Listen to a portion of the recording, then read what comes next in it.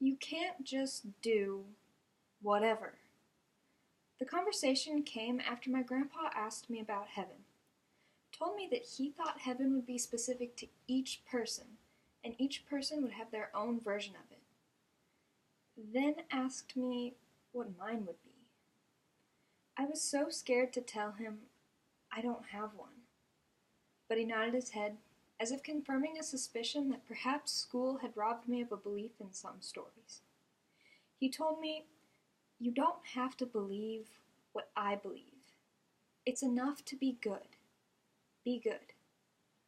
I will. I will think about your heaven. When my grandpa died, as sad as it was, I realized that everyone deals with grief differently.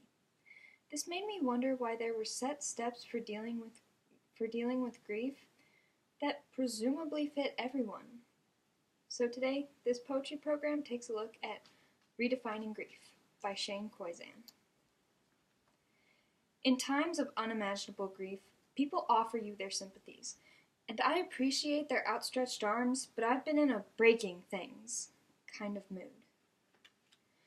Going in alone is like leaping out of a window and waiting for God to catch you.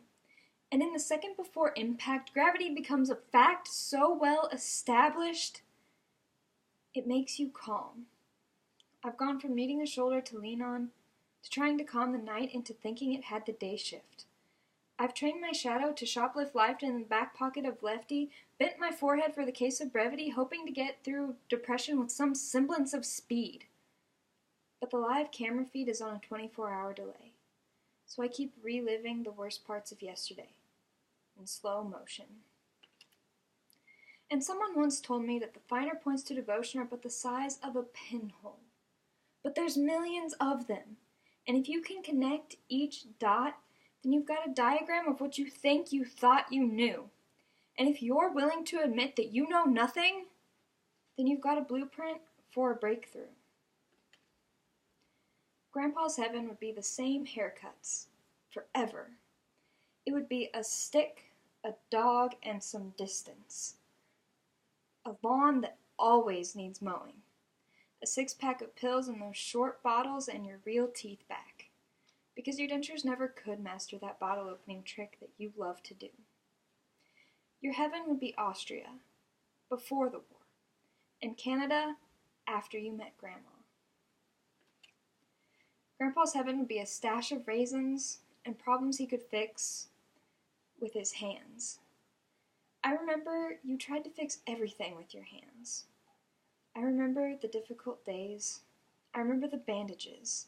They looked like tiny blankets, as if your knuckles had all gone off to bed. Walls that looked like they had said something that got under your skin and were suddenly made to pay for it. I know you are an angry man. Fingertips like spent shotgun shells, bleeding smoke, cocktails of gunpowder, and singed plastic. You had what some people would call a temper. But you loved a good joke, even if it was on you. Something that would crack open the walls of your chest and let the wind tickle your heart just enough to let you know it was still there. You didn't always laugh, didn't always smile. You did keep a mental ledger of what you called your send flowers list. I remember thinking it was a thank you to those who got you good, but learned the truth after my grandmother added a thin layer of sand to your sandwiches, because you refused to make your own lunch for work. You told me about it that day when you picked me up from school. You often asked me, if I had a heaven, what would it be like?